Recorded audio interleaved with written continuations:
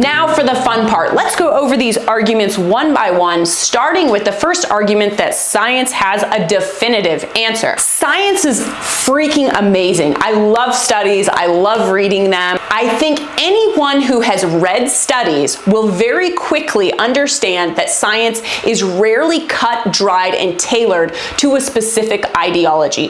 The chances for science coming out and going across the board, no matter what factor is occurring, this is definitely inferior, those chances are so freaking slim. And the reason why is that within science, if you change anything, the results change. And you can see this over and over and over again.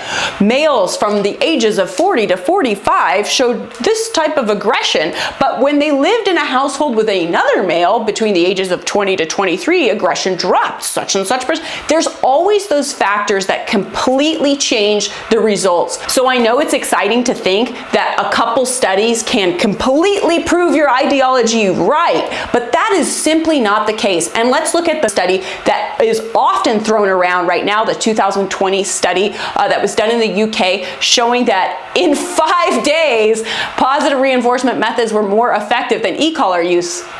You think? I don't know even one single trainer who would train a dog in 5 days on an e-collar and give that dog back to the owners. It's absurd. I can absolutely concede that if you have 5 days to train a dog, you should only use R+ methods, because that's pretty much what we all do anyways, right?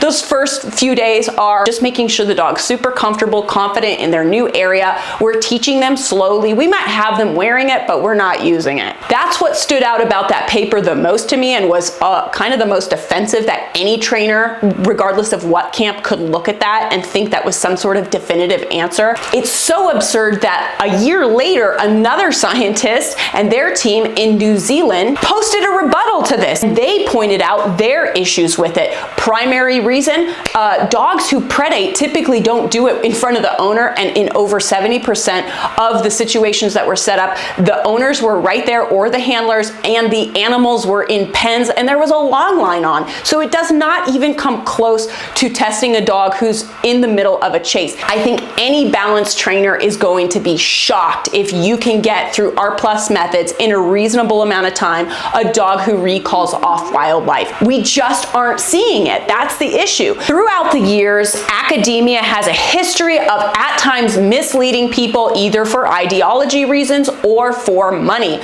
Let's take, for example, the meat and dairy industry with the nutritional pyramid that the USDA put out. Marion Nestle, the nutritional chair at the New York University, had this to say about her experience on the project. The pyramid was meant to be released in 1991. At that point, the meat and dairy industry got wind of it, didn't like where their products appeared sort of towards the top of the pyramid, and complained so bitterly to the United States Department of Agriculture that they withdrew it and redid the research, went through a year-long lobbying process that resulted in the 1992 release of the pyramid.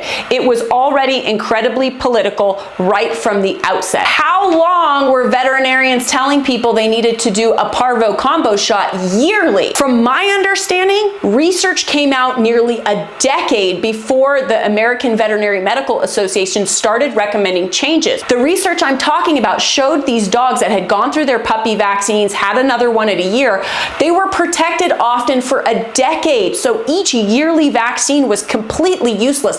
Obviously contributed to the financial bottom line of a lot of veterinarians, as did the spay and neuter push to make sure dogs were spayed and neutered right off the bat. Don't let people forget. You wait, maybe they'll never do it. Pump this money in, right? As a dog trainer, we could see that these dogs looked visibly different. They were taller, their growth plates stayed open longer, they did not have muscle tone, muscle supports, joints. We knew that our dogs who struggled with joint problems like German Shepherds were going to be super at risk for developing issues down the road within those joints because of the lack of muscle. Yet veterinarians vilified us and told us that we were not listening to science. The dairy industry put out tons of campaigns in the 50s and 60s, very misleading ones, telling mothers their kids needed to drink milk, and even if it was chocolate milk, that didn't add, there was no added sugar. What?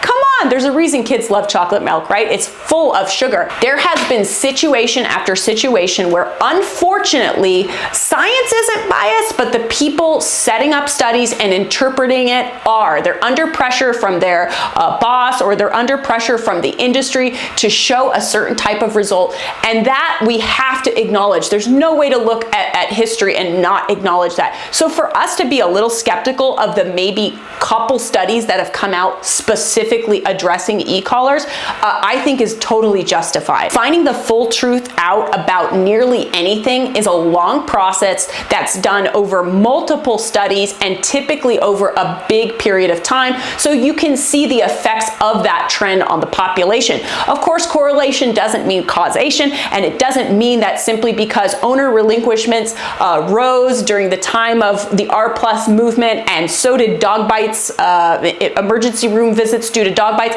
That doesn't mean that it's attributed to the positive revolution, if you will, but it does give us a bigger picture. And who knows, maybe during that time, relinquishments dropped, but emergency room visits due to dog bites rose. We don't know. And until we get a bigger picture of what this looks like, we really can't take one study or two studies that were very obviously conducted by someone who had an agenda, somebody whose mind was already made up, and look at that as definitive. That second argument of showing effective results without using any sort of tools is so super important to be able to convert the rest of us. Within dog training, when you're down in the trenches with pet dog clients, time counts. And the reason it counts is because people don't have an endless supply of money. I can't charge somebody $1,000 for training over the course of, weekly sessions for 6 months. When we ask that clients take 6 months to a year to train their dog, where they can't have the dog off leash, or, they've got to make sure these doors are being shut because they have a bad bolter and it's going to take them 6 months to accomplish their goals, the trainer who offers that being done in a matter of a few weeks is always going to have the advantage. There are going to be times when we pick methods not because they are the ultimate, not because they're the method we would do with our own dog if we did have that year, but the method we know is going to create harmony within that household and have the highest likelihood for that dog staying in that household, not being relinquished to the shelter, and motivating the owner to continue. When an owner sees quick results, it motivates them to keep trying. It gives them a light at the end of the tunnel. It gives them hope. I can't tell you how many came to me as a balance trainer after working and spending 5, 6, 7, I had one person that spent over $10,000 on purely positive ways over the course of a year. There's always going to be people who do not do the training, and therefore whatever method they do is just not going to work. However, these people were doing everything they were told and they did not have good results. So I'm just going to make this point here right quick. You have purely positive trainers who are not good at what they do, and you have purely positive trainers who are good at what they do.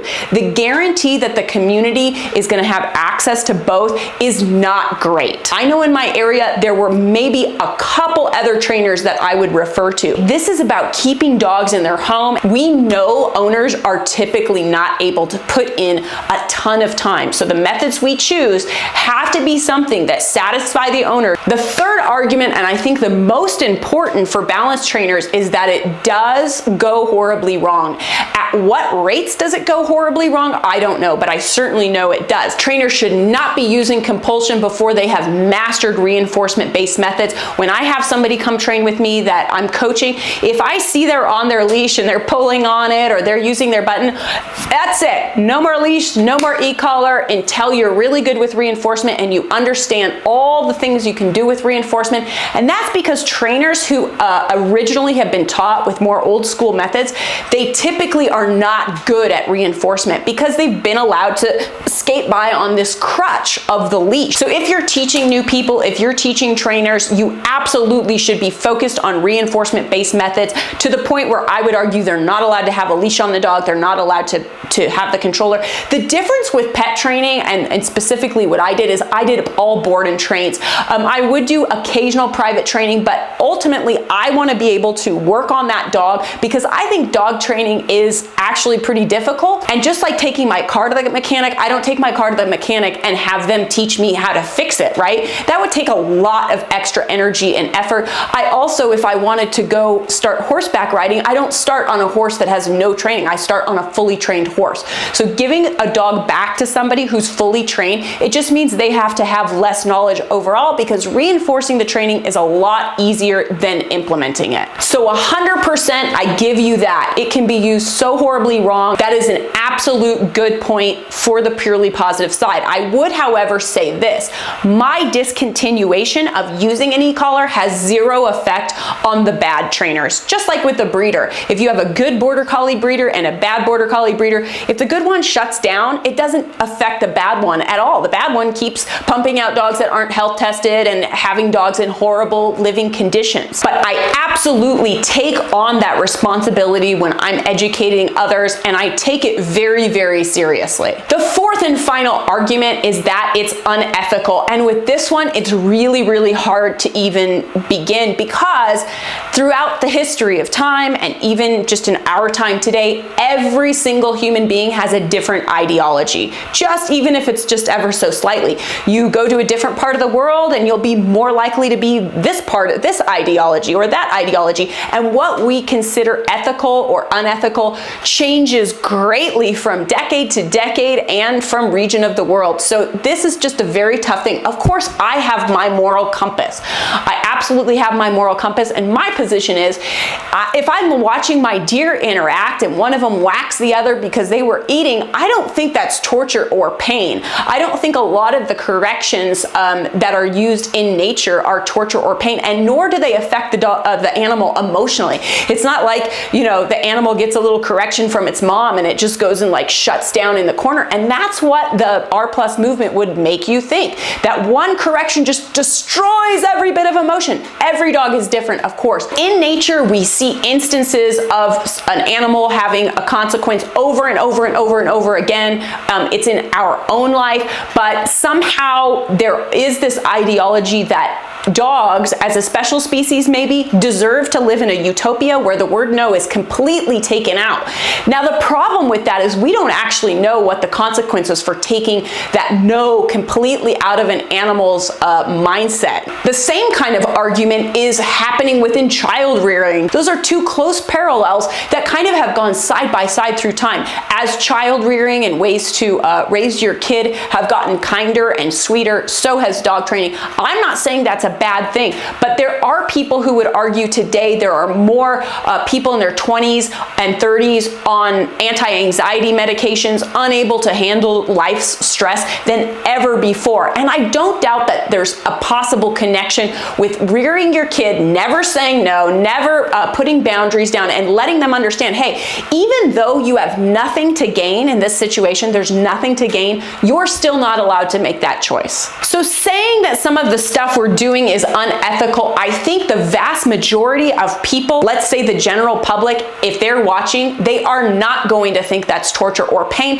And that's why the purely positive movement has had to grasp these embedded pinch collar photos. They've had to really latch on to the worst of the worst, because the reality is when people are doing it nicely, I train in public. I train in public all the time. I've never gotten yelled at or chewed out. The dogs are happy. The public can see that. So as soon as you say something is unethical, you have to realize that, especially if you're on the far, spectrum, that a lot of people are not going to agree with that. Take the religious community using the Bible to support a ban on abortion and support their reasons for them thinking it's unethical. The problem is not everybody believes in the Bible, and that's something they don't like to remember. Hey, a lot of people don't believe in the book that you're holding up as the reason to make a law that everyone has to abide by. And that's something, if you have an ideology, you have to recognize. I have an ideology about the environment. I'm extremely pro-environment, probably more so than most people in the United States. And I have to acknowledge that not everybody is thinking about the best pollinator meadow. Not everybody is thinking that they should not be driving here in a certain time of year because such and such species is breeding. I have to acknowledge that not everybody lines up with my ideology. Realizing that not everybody shares your ideology does not mean you have to value value it any less or believe in it any less. It just means you have the permission to forgive people for not believing exactly how you do. I will say that if you're a moderate, you are going to have the opportunity to make a much bigger change in dog training than if you are recognized as being far one way or the other. When you are viewed as an extremist, the channel closes. You're not able to reach out to those people and talk to them. They don't listen to you. I feel like I have a really good opportunity to make change on the platform I've created. I use tools, but I'm always on the quest for something better. And when I reach out to a trainer and go, hey, you know, that video you posted, I think you could do it better because maybe I was a little bit, that was tough to watch. That could have been a lot nicer. They actually listen and they actually take that feedback because it's coming from love. It's not coming from judgment. Okay, guys, thank you for sticking with me this long. Don't forget to subscribe, please, to our channel so we can keep making this content for you, keep putting this information out there and helping educate people the best way to train their dog.